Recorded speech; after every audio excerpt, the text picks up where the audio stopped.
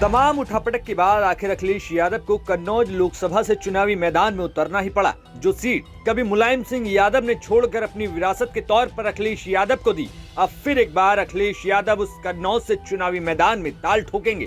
गुरुवार को नामांकन के आखिरी दिन अखिलेश यादव ने कन्नौज के रिटर्निंग ऑफिसर के सामने अपना नामांकन पत्र दाखिल किया।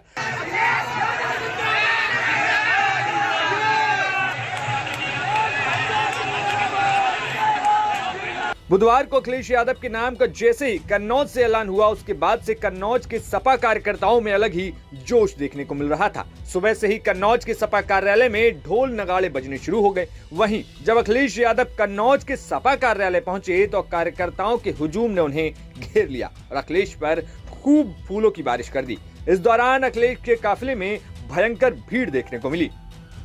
अखिलेश यादव सपा कार्यालय से इसके बाद सीधे कलेक्ट्रेट पहुंचे, जहां पर रिटर्निंग ऑफिसर को अखिलेश यादव ने अपना नामांकन पत्र सौंपा। जहां पर अखिलेश यादव के साथ समाजवादी पार्टी के राष्ट्रीय महासचिव रामगोपाल यादव भी मौके पर मौजूद रहे। इनके साथ अन्य सपा नेता भी नजर आए। जहां रिटर्निंग ऑफिसर को नॉमिनेशन फॉर्म देते हुए अखिलेश बेहद ही खुश नजर आए और खिलखिलाते हुए दिखे और फोटो खिंचाने को लेकर अधिकारी के साथ तंज भी कर दिया। आप तो देख रहा था, आप कैमरा देख रहे हो, मैंने किधर देखे आप। कन्नौज के लोकसभा क्षेत्र की अगर बात की जाए तो एक वक्त 1999 में मुलायम सिंह यादव खुद कन्नौज से जीतकर संसद पहुंचे। इसके बाद मुलायम सिंह यादव ने ये सीट छोड़ दी और 2000 में अखिलेश यादव को कन्नौज भेजा गया।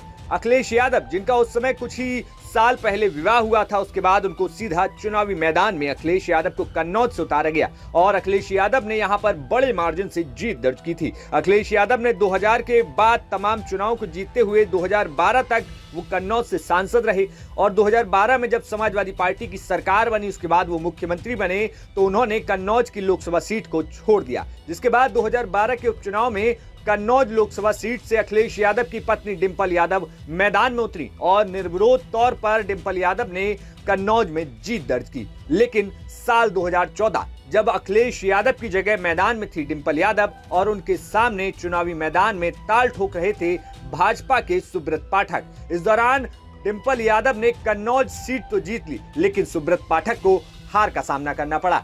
इसके बाद साल आता है 2019। साल 2019 में समाजवादी पार्टी, बहुजन समाज पार्टी और राष्ट्रीय लोकदल के गठबंधन में कन्नौज की सीट समाजवादी पार्टी के खाते में गई, जहां से डिंपल यादव चुनावी मैदान में थी। लेकिन डिंपल यादव को यहां पर भाजपा के सुब्रत पाठक से हार का सामना करना पड़ा। डिंपल यादव 2019 में 13,000 वोटों से हार गई, जिसके बाद डिंपल यादव ने मुलायम सिंह यादव के निधन के बाद मैनपुरी से लोकसभा चुनाव जीता और एक बार फिर डिंपल यादव अब मैनपुरी से लोकसभा की प्रत्याशी हैं। जिसके बाद कन्नौज लोकसभा सीट पर सबसे बड़ा सवाल था कि आखिर कौन लड़ेगा।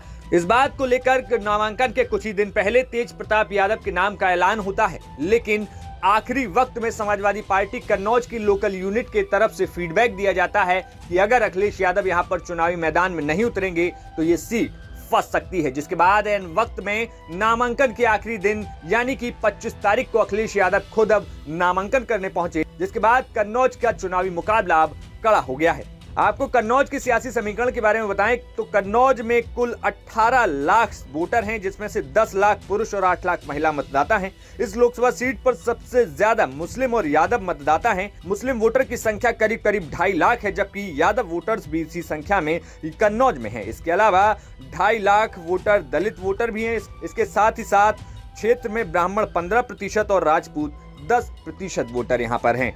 तो ऐसे में जो 2.5 लाख यादव और 2.5 लाख मुस्लिम वोटरों का समीकरण है, वो अपने आप में विनिंग फैक्टर यहाँ पर बन जाता है, जिसकी वजह से कन्नौज को सपा का गढ़ कहा जाता है। Bureau report,